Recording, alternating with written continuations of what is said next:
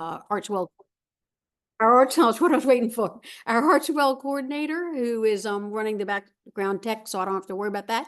But she's going to remain off camera. Our speakers today are Ryan Fairchild from Odin Law and Media and Latasha Besgatti of Infinity Bridges, and who are two organizations that we work with a lot in our programs, and we're glad to have them back. And I'm gonna rather than read their bios, I'm going to let them introduce themselves so you can know what they bring to the table on this topic.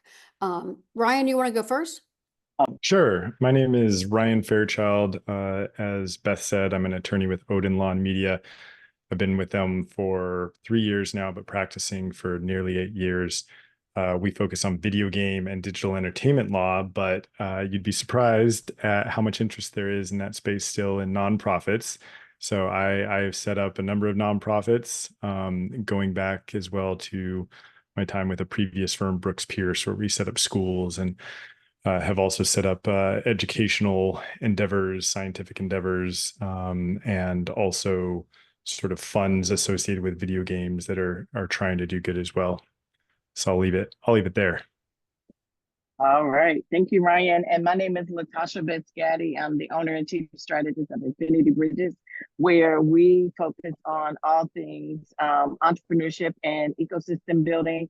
And in the areas of nonprofit, I've been working with nonprofits for a number of years to really help them grow, strategize, and really make sure that they are upholding their mission within their community. And over the last couple of years, been partnering with Triangle Artworks to do a accelerator, a Cell Arts accelerator, and focusing on small BIPOC led or focused mission nonprofit organizations in North Carolina, really looking at how to really make sure that they are managing their nonprofit effectively, making sure they're still connected to their mission, but also making sure that they have the right funding and partnership strategy for that. So excited to be with you today.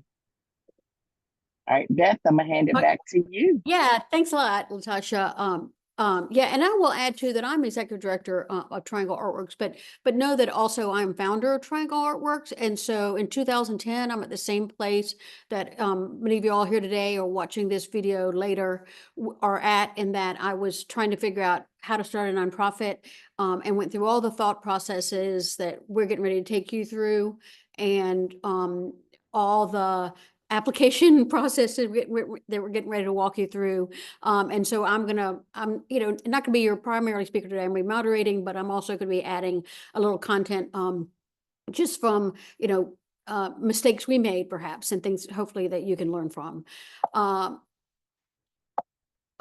Seriously, why? There we go. Sorry, nothing's working right today. So as an executive director, hopefully if you all start nonprofits, you become executive directors, you never miss an opportunity to take 2 seconds to talk about your nonprofit. And Triangle Artworks is a nonprofit working in the Triangle region of North Carolina, but moving quickly across the state of North Carolina. And we serve the arts as a business sector. And what that means is we create training programs like this, and in-person, online, short, long training programs, as well as online resources, networking, and peer support events, and lots of other resources to help those working in the arts, all disciplines, for-profit, nonprofit, to thrive as businesses. And you can go to that QR code and find out more. So a couple housekeeping things. As I said, we are being recorded. As I said, we're doing a lot. So we do lots of business trainings, and this one is a lunch and learn. So it's a free business training on a general topic. And we do these for the people that are able to come, like you all have today, but also we're going to put it on our YouTube page. And so if you want to check back and watch it again because you think you missed something, or if you want to share it with a friend, it will be on our YouTube page, Artswell TV, for a while until it becomes obsolete. But also be aware that we are being recorded. You are being recorded. So like when we're going to get to the point at the end, we're going to allow you to ask questions, or you can put some in the chat if they're relevant to what we're talking about. And Tiffany is going to be monitoring that. because I can't see the chat. But just, be aware that, you don't want to say, we want you to ask questions, and that's the heart of what we're talking about today. But we also don't want you to ask anything personal or financial about your organization or yourself, because we are being recorded. This program is based on our How to Start a Nonprofit resource page, which you can find in our website. It was just created and just loaded on our website, thanks to the work of Ryan Fairchild, who did a lot of the review, and Kiana Lewis, who's a lawyer, just graduated from Elon Law School and MBA school. She's a double degree, and she helped do the bulk of the program, and with Ryan's help.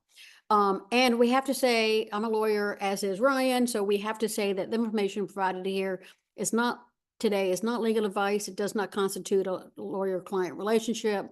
And just know that this is true for the data of this program. We will work to keep the How to Start a Resource page updated. But just know that, laws are constantly changing, especially with all the new administrations we're expecting to come in after November. So just before you move forward, just make sure you check current law.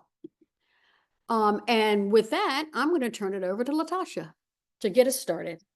Sure. So of course, hopefully you are at different stages, and in the chat, if you can put your name, organization, and what made you decide to join this webinar, if you can, just so we can have some information about that and where you're from. So if you're from another state other than North Carolina, we'd love to be able to hear that and know that, and we welcome you, as Beth mentioned again.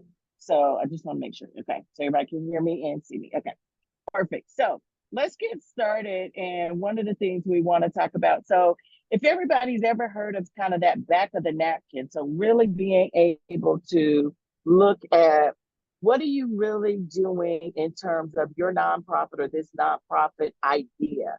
And so I always like to say, typically we start with a back of the napkin kind of exercise of what is your nonprofit idea? What will it take it to run?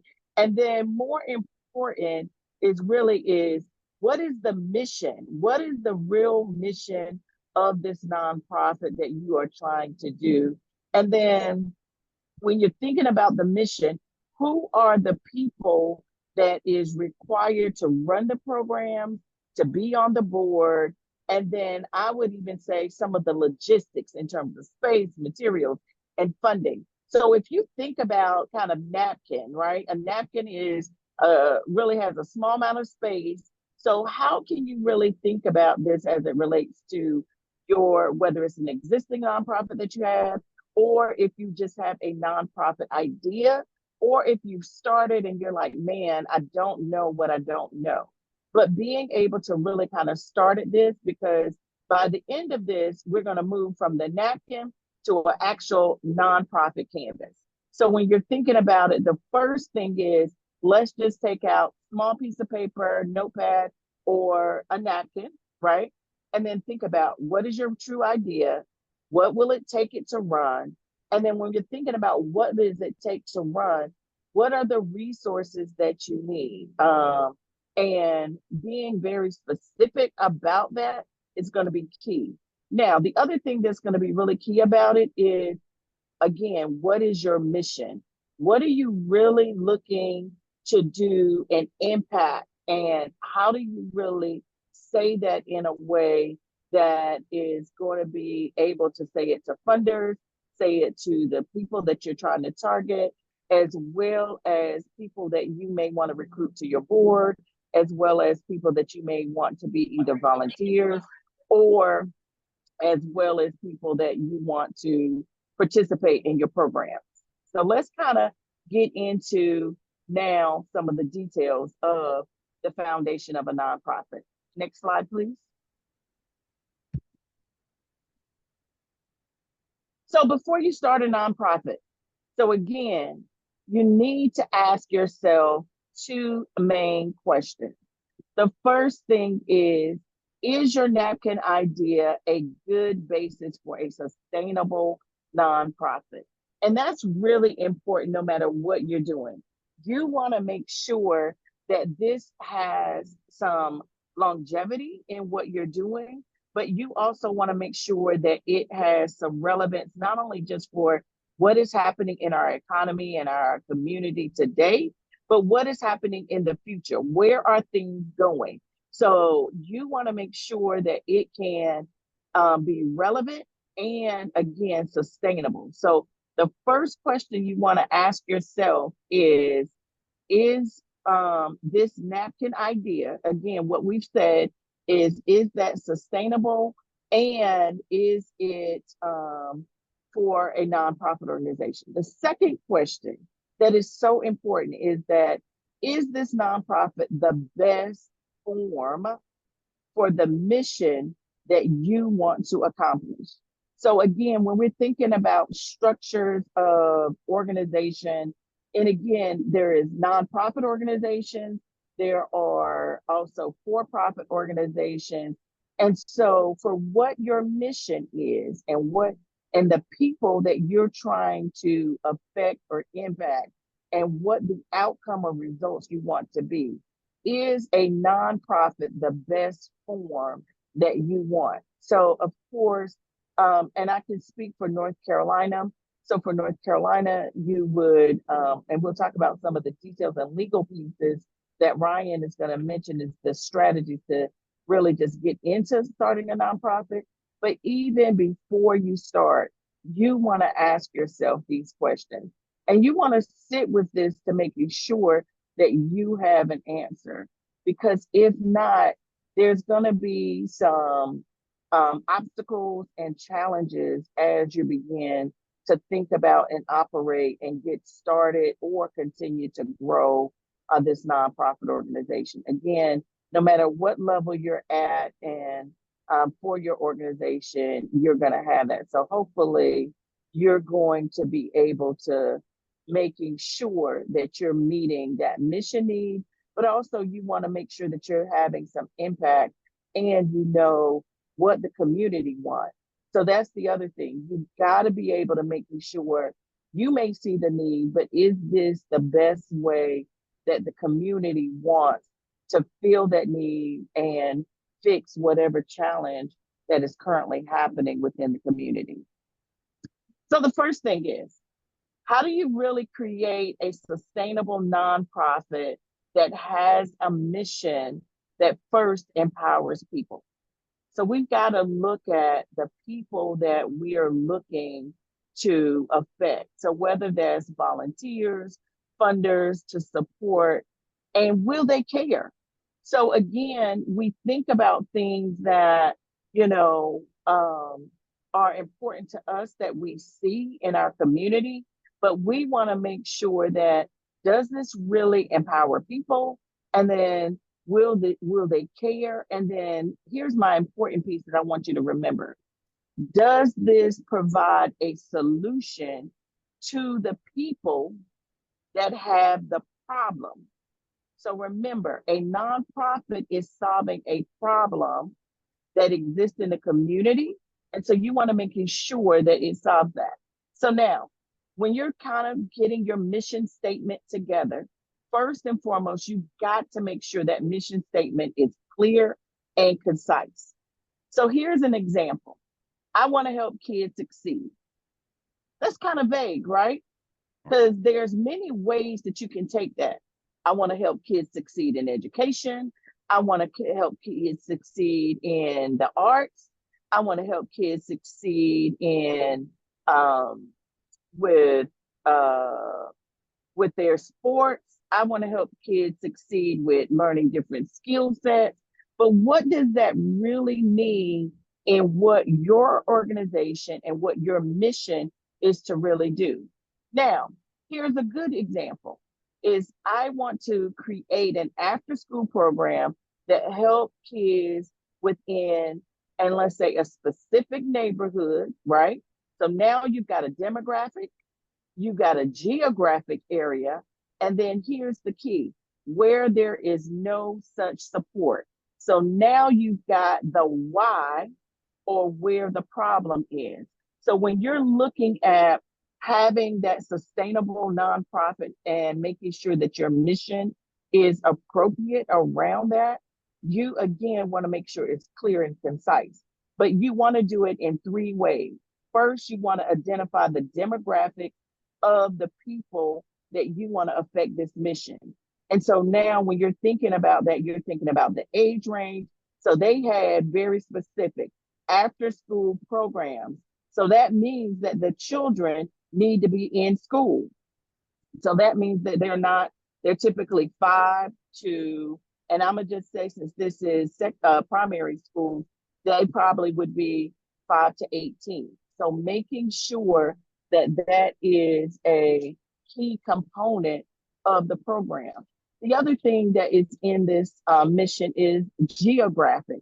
So it said a very specific neighborhood that was being targeted. So if you're targeting a very specific town, neighborhood, county, zip code, region, state, whatever that is that the organization is doing. And I'll give Triangle Artworks, even though a lot of people want to make them a statewide organization, that they are targeting very specifically the Triangle region of North Carolina. And so again, if you're not familiar with that, that includes the counties of Wake County, Durham County, and Orange County. Now, does that mean that you can't do anything outside of those counties? No, because they do have programs that may specifically, like they had a program that was a statewide program. They had a program that was targeted for another county. However, their mission, again, going back to creating this sustainable nonprofit that has a mission that empowers people. So that mission is focused in on the triangle. And then the last thing is the psychographics of how you empower people. And again, in this example, it says where there is no such support. So that means that there is a need, there is a problem, there is something within that particular XYZ neighborhood that does not exist in our ecosystem. So we want to make sure that the first thing you do is empower people, but you got to know who those people are. And again, the last thing that I'll say before we go to the next slide is you make sure you know the people by demographic, geographic, and psychographic. All right, go to the next slide. Did I lose you? Well, for some reason I lost y'all. I don't know why I can't keep this thing. Are you there? Yep, I'm here. Can you go to the next slide? All right. So the second thing is you want that nonprofit to create impact. So that means that you've got to know what is the, will the people or whomever that you're trying to target or society benefit? And what does that really mean? What is that key metrics? So again, I'm gonna use the example that we had. I want to help children in an after school program in a particular neighborhood. So what is that after school program going to look like? Is that going to help them improve their education, which means test scores? Is that going to give them access to the art? Is that going to give them access to resources? Is that going to give them, what is that going to really do for those children? And importantly, the community. Is that going to help the school systems? Is that going to help the county? Is that going to help the city? Is that going to help our region? So again, what is the impact? So you've got to go in with understanding and creating some key metrics. And so being able to understand that is important. The other thing is include the community. So you've got to talk to the people. We cannot do anything in isolation. The benefit of having a sustainable nonprofit is really understanding who is the target group that your organization is going to impact. And then also, are they around the table? We can't do anything with kids, again, going back to the same example, without asking the kids how they want interaction. How do they learn? What do they do? Maybe we even need to talk to teachers. What are the teachers seeing? Is there a gap in after school programs, or is the market saturated with after school programs? What is it that is happening within the existing community, existing nonprofit ecosystem that is missing so that your nonprofit can be successful in filling that gap? And then again, have you included them? So we got to make sure that you're doing community engagement, but you also have to have feedback. So that means you may want to ask surveys. And let me just say something in terms of surveys. We cannot kind of lead in a survey to what you want the answer to be. You've got to be able to have some things where people can give some honest feedback of what they really want and see in their community. So you have to really talk to your potential customers and potential people that you're trying to impact. Next slide, please. So number 4. So thinking about this is, so the first thing, the other thing is, it does not directly compete with other nonprofits. So here's my favorite thing.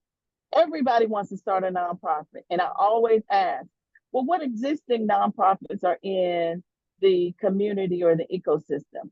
And people always say, I don't know. And I'm like, well, first, that's what you've got to do. So you've got to really identify who is already working in your area. And then the other thing is having some conversations with them. You've got to talk to them because maybe they already have funding that they're working on it, that they can leverage that funding and work with you or partner with you to be able to do that. And then if not, maybe you can work on some goals to help expand. Owning and operating and managing a nonprofit definitely takes a lot, and we're going to go over a lot of those things, but there's no way that you should be duplicating or doing the same thing that already exists in your community. So being able to partner, to leverage resources, to connect with community is really important. And so you want to definitely survey your community, find out who's already doing it, and then begin to talk to them and see, are they targeting the same people that you're trying to target? And then if so, how can you help shape or shift what they're doing or leverage what they're doing to make it more impactful? Next slide, please. So number 5, does it inspire and impact potential supporters? So a nonprofit does not operate without funding. I'm gonna say that again. A nonprofit organization cannot operate without funding. So in that, you've got to find the people who care.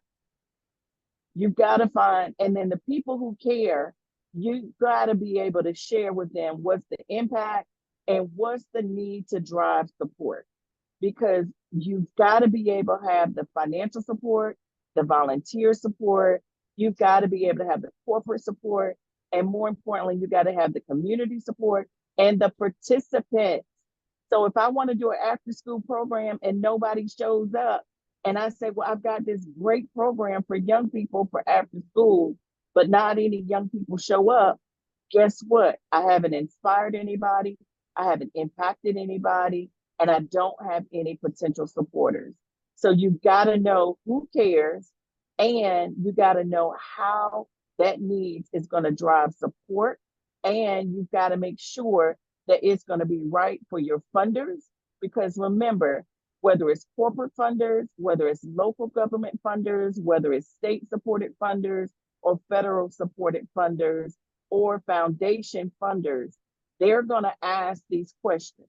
The other thing they're going to ask is, who else is doing it in the community? So everything that we talked about prior to this one, they're going to ask, because they do not want to duplicate their money, right? So they're going to say, well, who else is doing these after school programs in the community? What makes your after school program different? How are you going to target XYZ neighborhood when there's already 10 other nonprofits doing the same thing in that community? So you want to make sure that you understand that. Next slide, please. All right, so I'm gonna hand it over to Ryan. Is this the one I think I handed over to Ryan? Yeah, you're doing this one. And Okay, I can, yeah, okay. Hey, if you So want, if you want, I can do this one either okay, way.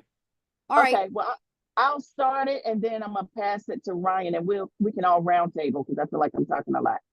But so is a nonprofit the best business structure for you? So first and foremost, you again in that back of the napkin that we talked about at the very beginning, you've got to make sure that you're looking at all the different business legal structures that are available. Again, nonprofit is a structure and a potential. Now, here's the thing to understand and to remember that is important is that nonprofits do have to be profitable, right? It's just that you have a public benefit, a mission, and that you are working towards a organization purpose that cannot benefit a individual. So this is some of the difference. And I'm gonna let Ryan do the pros and cons, but I will tell you, this is the piece of really making sure before you take that journey, because, and here's the one of my pet peeves, and then you'll probably hear some of them throughout the nonprofit. Do not, and I'm gonna say this again, do not start a nonprofit just because you think you can get access to grant dollars. Do not start a nonprofit just because you think you can get access to grant dollars. So Ryan, I want you to share in this conversation around, is a nonprofit the best structure for your organization, for the work that you're doing, for people that are doing it? So Ryan, Yeah. I'm gonna pass it to you, and then I'm gonna come back to Beth, and then we'll go to the next slide. Okay. All right. So a couple things here, and my stuff is probably going to focus a little bit more on nuts and bolts than kind of the bigger vision stuff, which Latasha has done so well. But a lot of people, to Latasha's point, think that they want to start a nonprofit, and then they start looking at sort of the restrictions on a nonprofit or the challenges of a nonprofit, and realize like, oh, I actually want a for-profit entity. I want to do something that's maybe a little simpler, because there's a lot of extra hoops to jump through. And I'm actually going to start backwards and start with some of the cons. You have a lot of strict oversight from the IRS on how you use your funds, and on making sure that everything is being used properly, because it's not just a blanket, tax free everything. You have to be making sure that you are receiving funds and using funds in ways that are still tax free. So you have a lot of that oversight. As she said, you still have to raise all of your funds. You still have to find them somewhere, whether that's, selling things, raising money, a number of different things. And in fact, for example, just as one example, if you are providing goods or services and you're receiving funds for those, the people who are providing you those funds for those goods and services, they cannot write those off as a tax deduction for goods or services. It has to be a donation on their end. So again, like, how are you selling things, and what are you saying that, this is going to a good cause? Sure. But if you're telling people as well that they can get a tax deduction for it, that's a problem. So big thing is those strict disclosure and spending requirements. Also, another con that we actually don't have here, it talks about the boards controlling the staff and the mission. You don't have ownership of a nonprofit. It is essentially owned by the public. The board is acting essentially as stewards for the nonprofit. And so if you wind up, you don't distribute the funds to the board members or anything like that. You have to make sure they go to another nonprofit, that they go to something else where they're allowed to at the end of that. Now, the bonuses are that you are exempt from taxes as long as you are meeting those requirements to get those exemptions. And you can sometimes more easily get public and private grants. So I'm going to pause there, and well, I'm going to say one more thing. One more thing is, again, because you can make money with a nonprofit, you can also make money with a for-profit. It's really about, why are we ultimately doing this, right? Going back to what Latasha talked about. So I'm going to pause there and pass it back to Beth, if she had additional comments, and then we'll move on. Not really comments. I mean, it's interesting hearing this because I went through all of this, all these thought process, everything I've been through before. And I will add to what Latasha said, that we often have people come to us with nonprofit ideas, talk about it. And we so often hear, I can just get grants. I'm going to do it because I just can get grants. And yes, you can. Absolutely. But there's a lot more to it than that. As Latasha said, there's a lot more to think about. And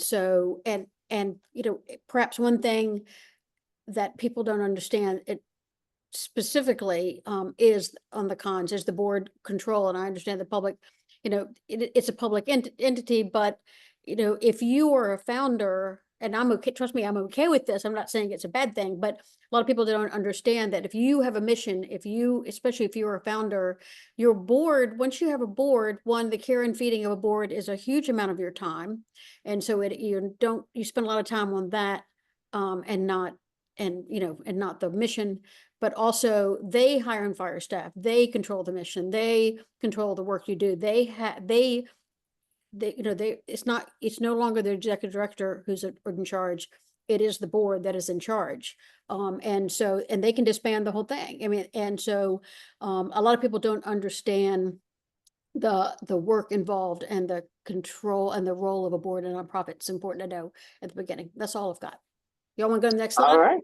Yep. Next slide, please.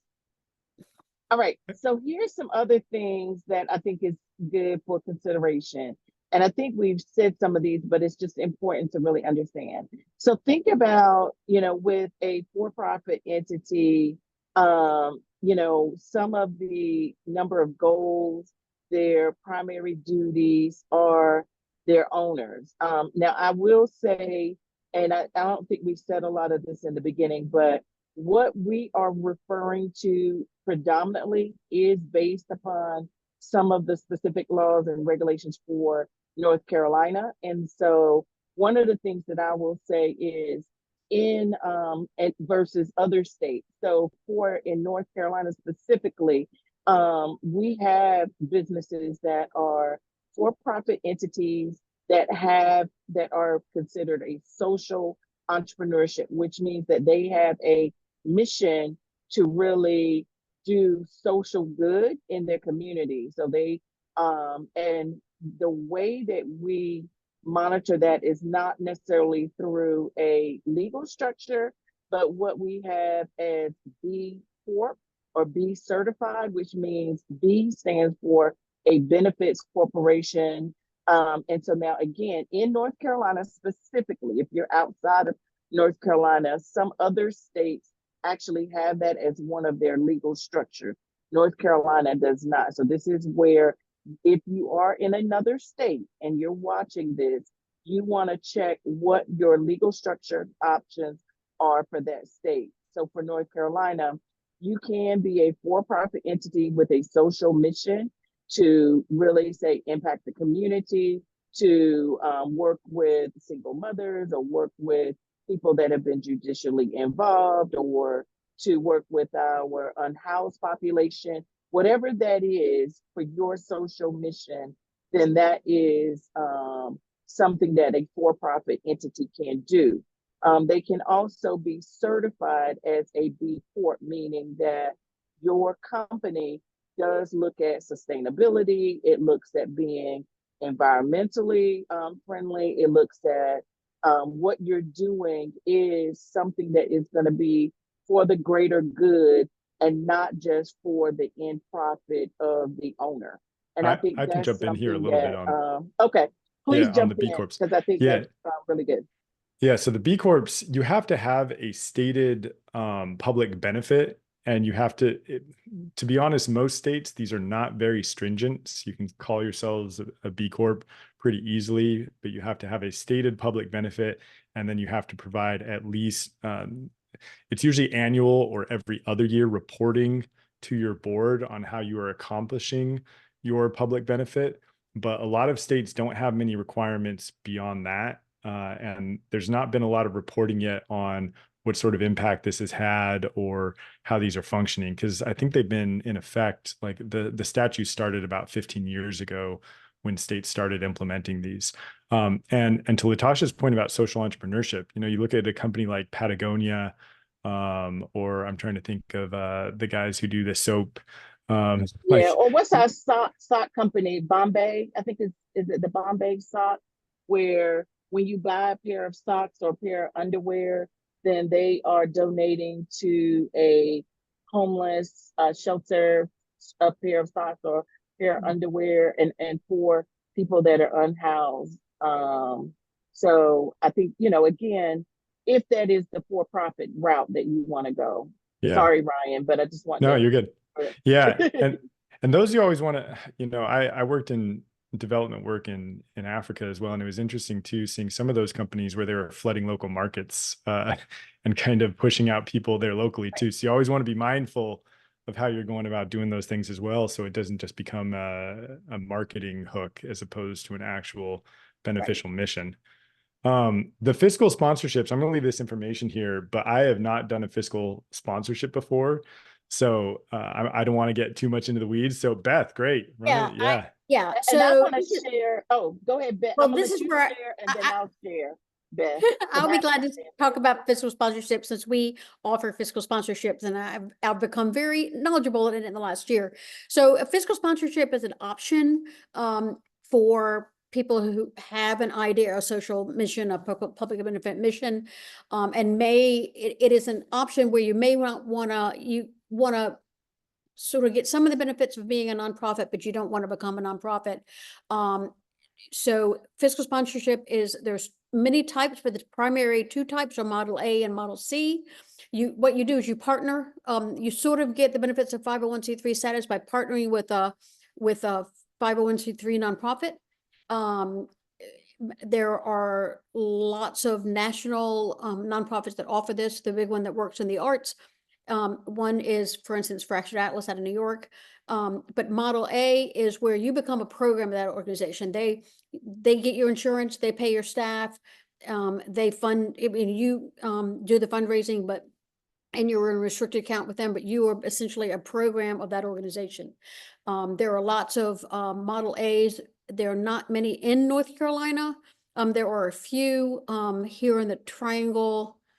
And if you're interested in a Model A, that type of program, I can tell you where they are here, but there are not many.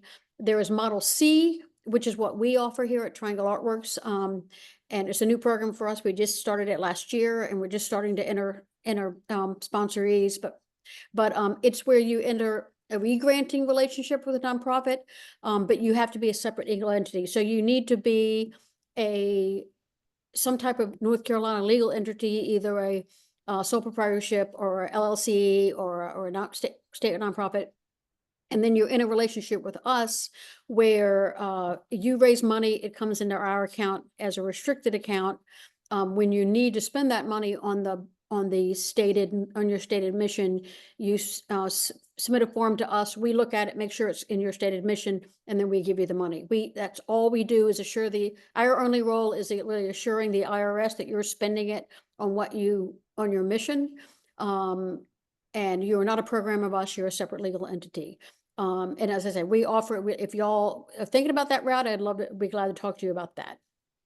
Yeah, and I think this is a great way. So, I'm a big fan or component of if you are thinking about a nonprofit, but you're not sure and you want to pilot this mission, and you before, and we'll get into the actual 501c 3 and that process, and you're not sure if you're gonna especially in the early phases, then this is a potential, and it's a way to graduate to being on your own. So I want to give one example of I'm on several boards, but one of the boards that I was on when we filed for the North Carolina nonprofit corporation, we needed to have a fiscal sponsor to receive the funds and manage the funds as a way of,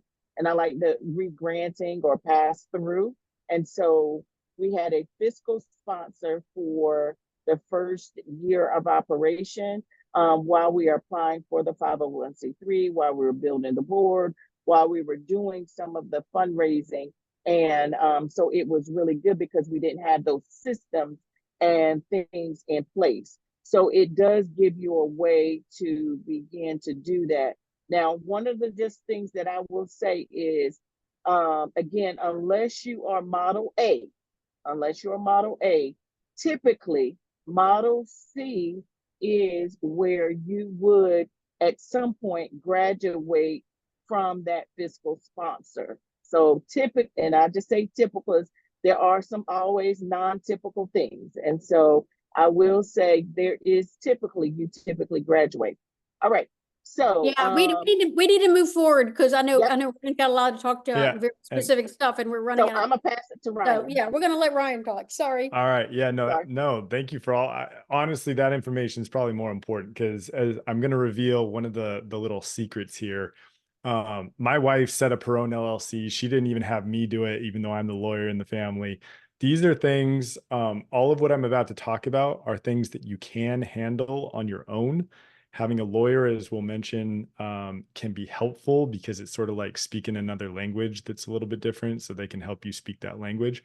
But there are, I'm going to say 2.5 steps to becoming a nonprofit in North Carolina. We've got the two big ones here, which is you have to become a legal entity.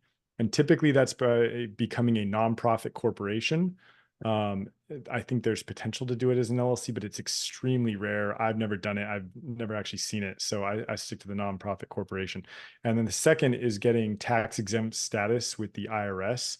And we'll talk about both of those. The half step is you also need to register it in order to do fundraising in whichever states you're going to do fundraising. So North Carolina, if you're in North Carolina, is going to be the obvious one. But we'll talk a little bit more about that later. These first steps are going to apply to any entity that you set up. So you got to pick a name. And if you're going to set up in North Carolina, go to the Secretary of State's website, search for the name that you're thinking of, see if anybody's already got that name, make sure the name is clear. You're going to have a registered agent. You can act as that registered agent, but I'll let you know, as I let all my clients know, that means they're going to have a physical address for you where they can find you during business hours. So, if you don't want your home address being public or you don't want them showing up at your place of work, then you might want to get a registered agent service. And you can find those easily online. You will need to prepare and file a charter for a corporation. It's going to be articles of incorporation. I'm going to ignore the LLC stuff. So those would be articles of organization. But for a corporation, articles of incorporation. Again, as I mentioned, you can use an attorney. You don't necessarily need to. There are some attorneys who are very good with nonprofits, especially where it becomes more important is when we talk about the second step.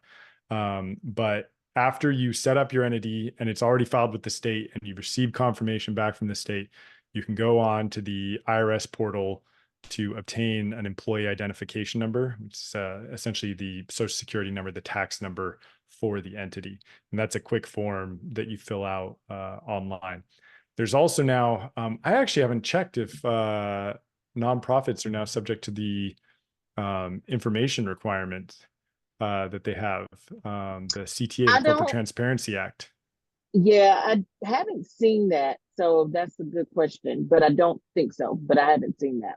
All right, so maybe double check. We don't have a bullet point on this if you're required to file under the Corporate Transparency Act. Can we go to the next slide? All right, so governing documents. The charter I mentioned is the document that gets filed with the state, but you're going to want bylaws, which are sort of the governance documents for how you're going to run your nonprofit. And these next two, especially a conflict of interest policy, you're going to absolutely want because it's going to be one of the things that the IRS is going to ask you about. And financial policy or a budget is probably what maybe what we wanted to put here is a budget, because the IRS is going to ask about that as well. But having some sort of financial policy for how you're going to operate. This is part of setting up a like any entity really, except the conflict of interest and the financial policy or budget isn't absolutely necessary for a for-profit. You probably do want those sorts of things. But once we get to step 2, those things are really important. So let's jump to the next slide. Yeah, and on financial policy, we're an organization that's been around for a while. We just, we're very small for years, and we just got our formal financial policy. But then again, if you're starting an arts organization in, say, Raleigh, and you want money from CORAC, from the Raleigh Arts Commission, they require you to submit your financial policy. None of the grants that we applied for required you to submit they had an option of submitting financial policy, but just know that some grants require you to submit a financial policy, and they're very specific about what it has to be. So that's sort of a grant thing. Great practical pointer there. So your bylaws are going to have a board. If you were a for-profit entity, you'd have shareholders, and bylaws would address those, and a board. But with a nonprofit, you're just going to have a board. And you're going to have an initial meeting, and that's going to kind of ratify everything that's been done so far and set up sort of your marching orders going forward. Keep records. This is important because if you ever get audited or you ever get challenged, you want to be able to show a clear line of authority for all the actions taken. You want to show that you've done everything by the book and by your bylaws. Observing your bylaws is really important. So yeah, as it says, initial meeting is going to set out the initial governing actions. You can do it without a meeting as long as there's unanimous consent. So you can do it basically by just a written action if everybody agrees to it. So let's go to the next slide. Latasha, you talked about some of this before, but I think this one actually might be better for you to talk about, because this is less the nuts and bolts and more, again, the mission. Sure. So again, we talked about who cares about your mission, right? So you've got to really make sure that you know and who is really targeted. And again, who was with you at the start, but now believes in your mission, and then who benefits. Who are the people that you're impacting? And then what are those metrics, or who is benefiting from that work? So really thinking about the families, the parents, the community, the demographics, the geographics, because at the end of the day, you want to be able to tell that story. And then who are your community partners? So are they schools, churches? Is it community centers? Who is working beside you? And this is the one thing that's really important about nonprofit organizations, because nonprofits are not on an island by itself. It works in partnership, collaboration. And so you want to make sure that when you're building a board, that you're thinking about that. So you want to think about having a diversity of board in terms of diversity of skill set. You want to have diversity in terms of their demographic makeup. You want to have a diversity in terms of, sometimes depending on geographic. You also, again, I'm going to say it, you want to have someone on your board that also is from the population or community that you're targeting. Please, as either whether you're an existing nonprofit or whether you are transitioning into starting a nonprofit, don't start a nonprofit without talking or having someone on your board from the community or region that you are affecting. So again, going back to our children example, again, you don't have to have young people, but you want to have somebody that is young enough where they're helping guide. Because what you don't want to do is implement a program and no one comes.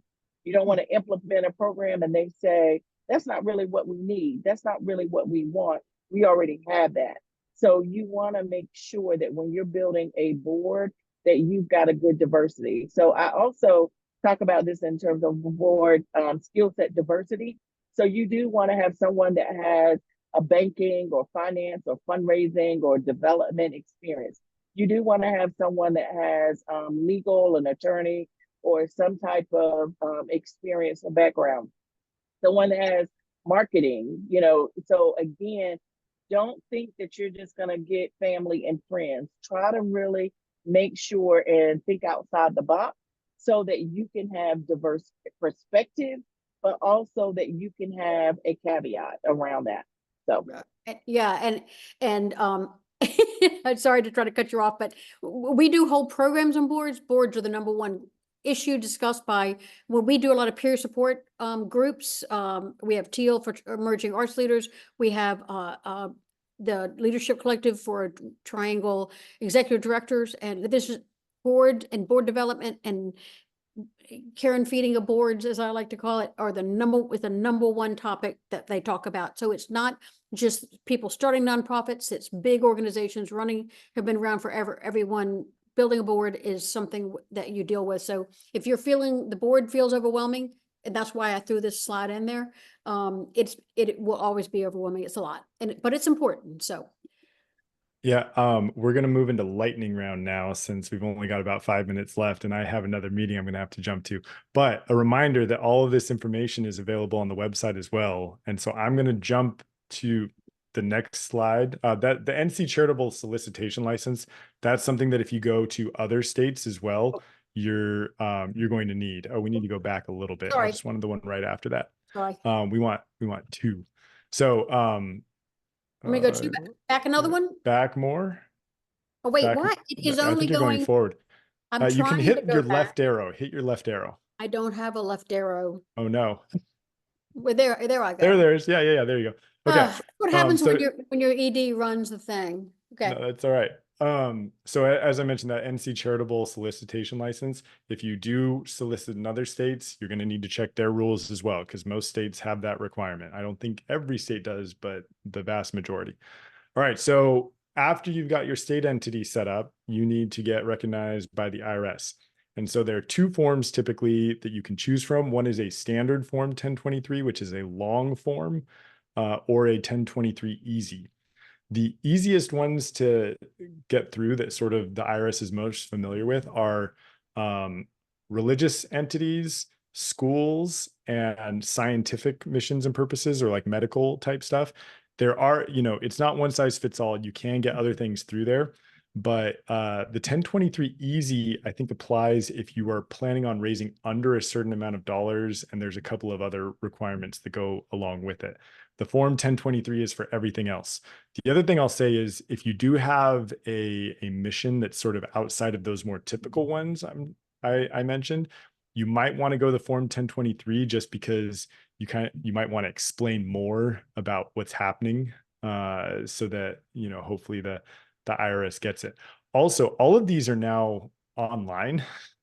So I go and find the form 1023 and use it as sort of a guidepost and put my answers together. And then you go on to the actual online form to do it. And again, no attorney required, but it can help. Again, they sort of speak the language. So let's go to the next slide. So the wait time, this could change. These fluctuate, but last I was checking on it was about 6 months. But sometimes the government gets more caught up. Sometimes they get behind. If you do get rejected, you can submit more info or appeal. But you want to try to get it right the first time and nail it the first time. So although I will say we got rejected and we went through very quickly. So it's not the end of the world. yeah, well, that is great. This is why having all the practical perspectives is great. This might be one of the most important points in this whole presentation. Once you get accepted by the IRS, save your determination letter. You will need that all the time. If you are submitting for grants, if you are doing anything, you are going to need that letter. So, make sure that one gets in a vault, or, somewhere that you can keep that safe. All right, next slide. These are generally other things to think about. Employee documents, contractors, insurance is going to be important, especially if you grow and you start pulling in bigger people on the board, like more prominent people. They're going to want to know, do you have insurance for your directors, your like liability insurance, things like that. Depending on the type of work you're doing, you may need licenses or permits. The simple thing is thinking about permits. If you go sell food in an event, you're probably going to need some sort of permit for that. But it kind of depends on what the circumstances are. We can keep moving. All right. So every year you still have to file taxes. I know you're tax exempt, right? But you have to go and show like, all right, what happened? And there's a specific form name that's escaping me right now, a 990, I think 990. It is. Yeah. 990s. Yeah. You're going to have to renew your licenses. There's going to be these annual things going on every year. The North Carolina Secretary of State is going to want you to file an annual report. every year. And if there are any changes to like your address, your registered agent, the name, you're going to have to update them on that as well. Let's go to the next slide. And remember, like you're essentially still a business. You're just a non-for-profit business. So you're going to be doing all the things that a business would be doing as well. I'm going to pass it back to Beth now because that's sort of the end of the nuts and bolts. And I'm Yeah, actually going to have to drop because I got to go jump on another meeting. okay, But and that's good. I think we're getting ready to end up, and I'm not seeing any questions. Please, if you have questions, I'm gonna be able to stay on. Latasha will be able to stay on to some extent. And so And I put the links in the chat, so yeah, everything that we we saw it. talked about. So please make sure they check out the links, and the links will be available for the recording. Yes. And thank you to Ryan. Well, we lost him, but so here, if you go on our website, look under resources, and we have a lot of resource pages with particularly a business resource page where we have links to all of these resources. But first, look at our page, the NC Center for Nonprofits. You get a lot more resources if you're a member, but if you're not a member and you look very carefully, you dig through their website, there's a lot of free resources on there. Each a good groups to talk to. So sometimes you just want to sit down and talk to people. We are always happy to talk to some extent, but also the small business owners will assign someone to you, meet with you repeatedly. And so each of the community college has a small business center, so look them up and talk to them. Secretary of State's office through their Rural Rise program have lots of resources. If you're in Durham, both Infinity Bridges and Triangle Artworks participate in E3 Durham, which is a hub and spoke program where if you need support, business support in starting a business, and as Ryan said, a nonprofit is a business. So you can go to E3 Durham. They meet once a month.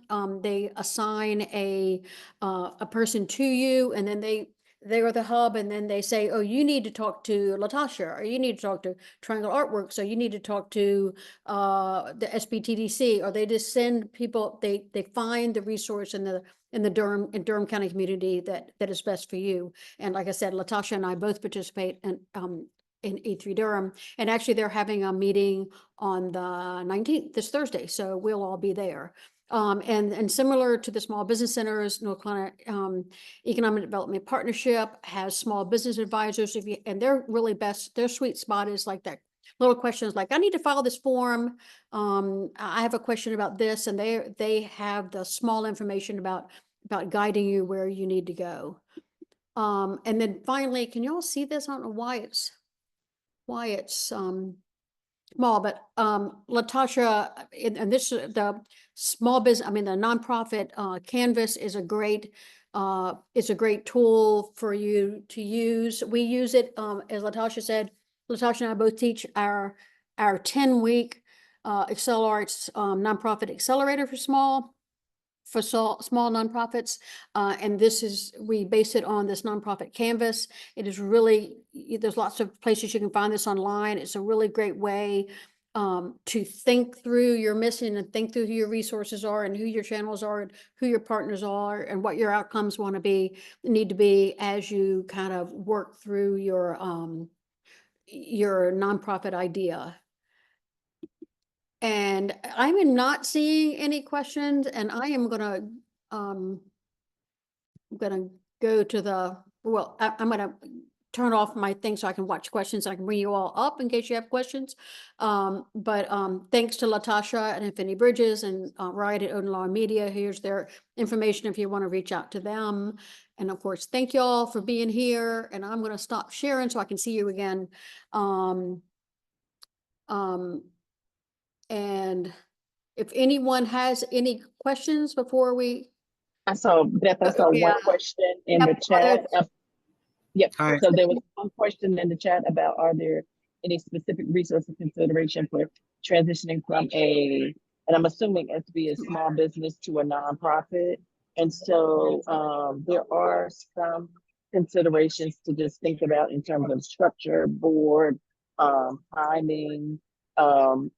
I would just say, because those are so different for your state. So you just want to make sure that you've got that, because a nonprofit requires bylaws, it requires a board of directors. So there's some things that you would have to do very specifically in order to transition out. So hopefully I answered that question. Yeah. Sorry, for some reason I'm getting rapid text, and sorry, there's pinging in the background, but, as Ryan was just saying, every nonprofit is a business first. So you need to be like an LLC or a state nonprofit or whatever your state requires. In North Carolina, it requires one or the other. And then you apply to IRS to be a 501c3 nonprofit, which is what people think about when they think about being a nonprofit, is getting IRS 501c3 status. You can go on our website in the resource pages under on business resources. And there are some links there to some information. The Secretary, as I said, Secretary of State's office has some good information. You can sit down with a small business advisor at any of those entities, and they can help walk you through it. But there's a lot online that you can find. Any other questions? And I saw a couple of y'all came in late, and this program will be online, so you can find the information on the slides there. And if there aren't any further questions, I think we are going to end it there. And thank you to Latasha, and thank you to all of y'all for coming. And thank you to Ryan, who's gone. But check out our website, find out more programs we have. We will have a lot more programs set for this fall. So thanks to all. Bye. Have a good one, everyone. Thanks.